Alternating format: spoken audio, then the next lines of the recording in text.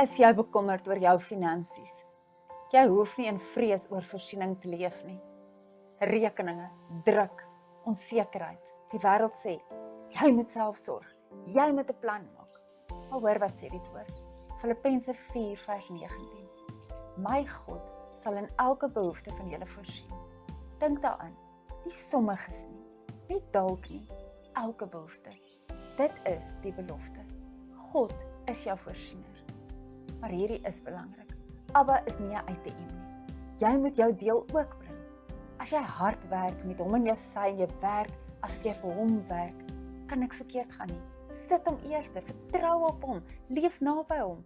Jy kan nie die wêreld volg en God se voorsiening verwag nie. Wanneer vrees oor finansies kom, trek jou swaard, sê, my God voorsien vir my. Ek vertrou hom. Memoriseer Filippense 4 vers 19. Tik in die comments. God voorsien.